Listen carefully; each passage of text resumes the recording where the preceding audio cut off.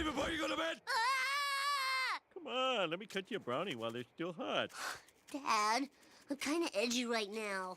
I'd appreciate you not coming in my room screaming and brandishing a butcher knife. Why? Oh, right. The Sideshow Bob thing. Oh, I'm sorry, boy. What? You want to see my new chainsaw and hockey mask? Ah! Oh, sorry. What am I thinking?